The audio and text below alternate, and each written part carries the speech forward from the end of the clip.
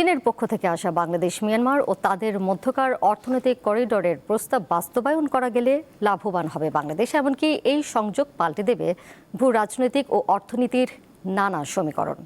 দীপ্ত টেলিভিশনের টকশো দেশ ভাবনায় অংশ নিয়ে দেশের শীর্ষ রাজনীতি ও নিরাপত্তা বিশ্লেষকরা জানান, বাংলাদেশকে দেয়া চীনের এই প্রস্তাব রোহিঙ্গা সংকট নিরসনেও ভূমিকা রাখতে পারে।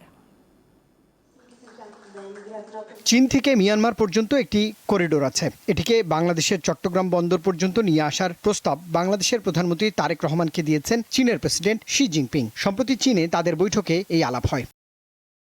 বেইজিং এই ত্রিপক্ষীয় করিডোরকে তাদের বহুল আলোচিত বেল্ট অ্যান্ড রোড ইনিশিয়েটিভের একটি অন্যতম উপ আঞ্চলিক স্তম্ভ হিসেবে প্রতিষ্ঠা করতে আগ্রহী। রাজনীতি ও নিরাপত্তা বিশ্লেষকরা বলছেন, এই অর্থনৈতিক করিডোরের ভূ রাজনৈতিক ও অর্থনৈতিক গুরুত্ব অসীম। কেউ যদি আমাদেরকে সিজ করে বা যদি কোনো ব্লকেট করে, আমাদের কিন্তু আউটওয়ার্ড যাওয়ার কথা নাই।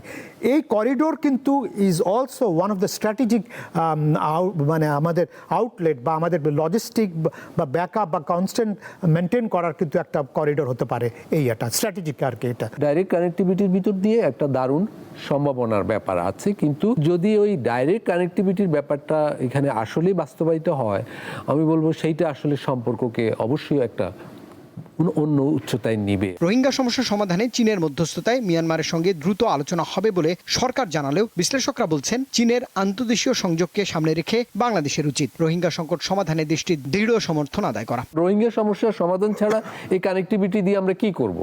সমস্যাই যদি থেকে যায়, শুধু এই কানেক্টিভিটি হলে আমরা তো আর প্রচুর পণ্য পাঠাতে পারবো না। আমরা একটা সম্ভাবনা দেখছি আসিয়ানের দিকে, সেটা হয়তো হবে, কিন্তু পণ্য তো আসবে চীনের।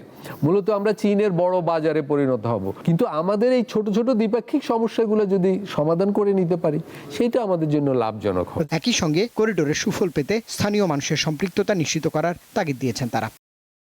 রুবায়েত হাসান, দীপ্ত সংবাদ, ঢাকা।